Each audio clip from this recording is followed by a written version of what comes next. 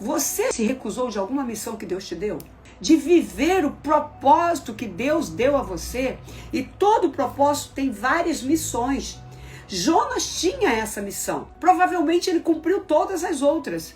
Mas nessa, ele rejeitou cumprir a missão que Deus havia dado de levar a palavra até Nínive. Nínive era uma cidade totalmente maligna. Imagina você, Deus levantando você para você falar do Senhor para alguém ou num grupo maligno, terrível. E você falar, eu não vou. Senhor, não vou, escolhe outro. Ele vai escolher, mas você vai rejeitar algo que é poderoso.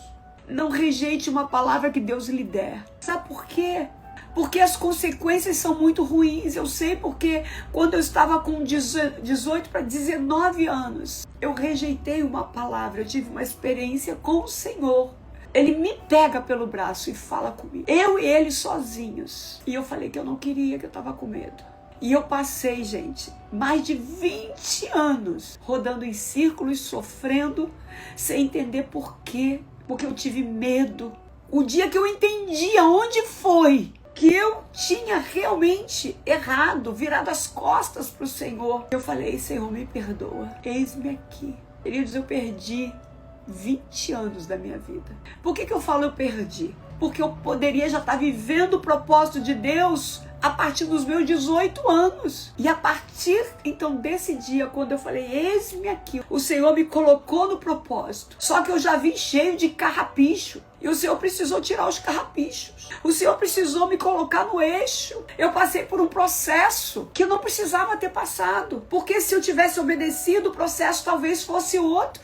Por quê, queridos? Quando a gente vira o rosto para o Senhor, quando a gente diz não, quando a gente faz do nosso jeito, a gente vai sofrer. E Deus não quer que você sofra. Ele quer nos ensinar, sim, mas nos ensinar no amor. E muitas vezes nós passamos pela dor não porque Deus quis que a gente passasse. Não, as consequências nos levam. Jonas tinha fugido de navio e ele estava lá no porão, bem muito bom, ninguém conhecia ele. Jonas fugiu, foi para o navio, mas houve uma grande tempestade.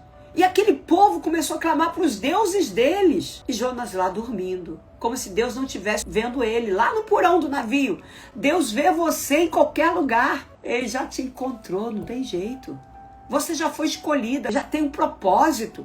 O Senhor já tem uma missão para você. Não tem jeito. Melhor é falar, eis-me aqui, Senhor. E o que aconteceu? Quando eles perceberam que tinham algo errado no barco e que o barco ia afundar, tinha que jogar aquilo que estava errado no mar, para que eles pudessem salvar a vida deles.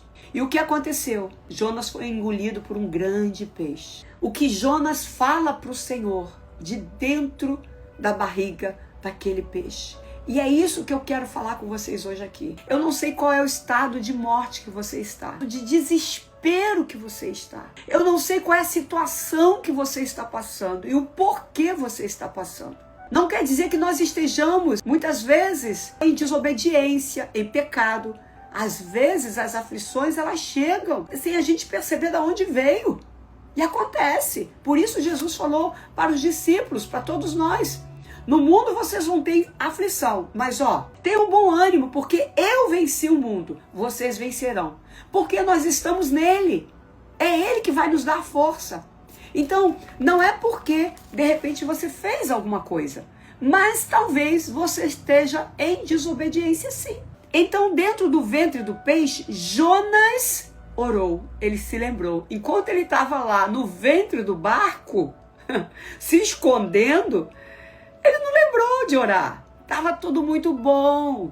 Tava tudo ali, ninando ele para dormir. Ele estava escondido. Não vou falar nada. Não vou fazer essa missão para que aquele povo mal se converta. Não, eles vão ter que ir para o inferno, ter que padecer. Quantas vezes a gente faz isso? Então Jonas, dentro do ventre do peixe, orou ao Senhor Deus, Deus Yahvé, e disse, em meu desespero clamei, e ele me respondeu.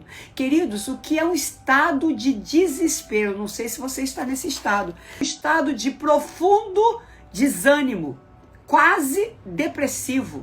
Porque a desobediência, o pecado, também leva a esse estado de desânimo, de depressão. Ou incapaz sem qualquer ação, sem saída. Talvez você esteja sem saída porque você percebeu que não tem mais jeito. Estado de desespero ainda é descrença, desesperança. Não havia mais esperança para ele estava no ventre de um peixe. E olha o que ele fala. Do ventre da morte, gritei por livramento. E tu, ó Senhor, ouviste o meu clamor. Eu sei o que é gritar do ventre da morte.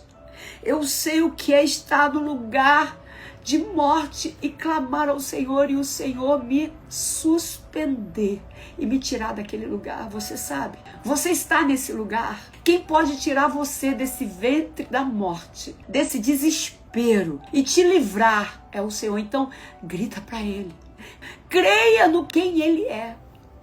Pare de andar de um lado para o outro, mas creia e grite por Ele, chame por Ele.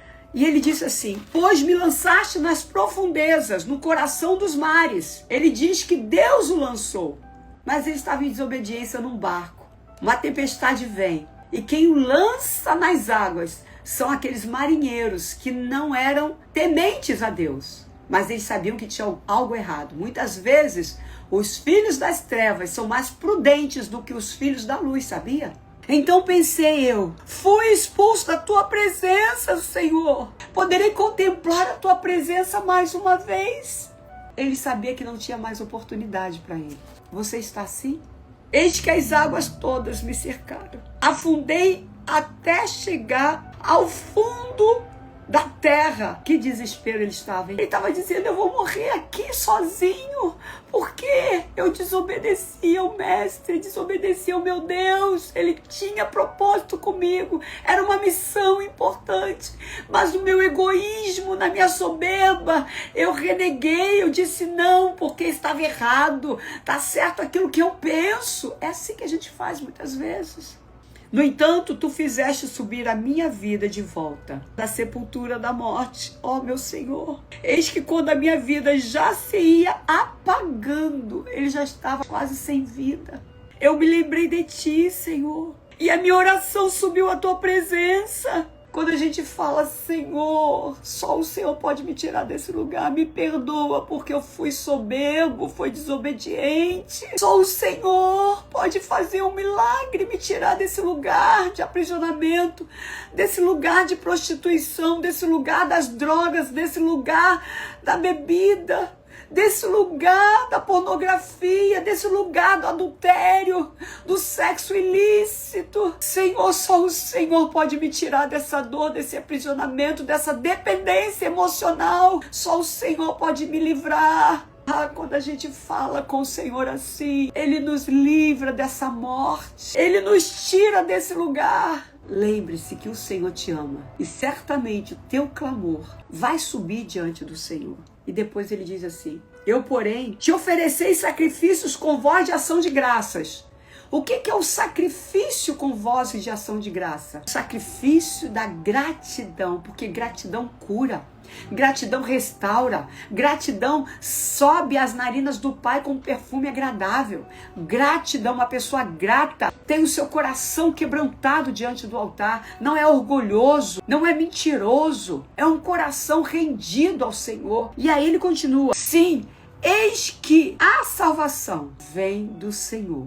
Yahvé deu ordem ao peixe, e este peixe vomitou Jonas da terra. Jonas tinha um chamado, tinha um propósito.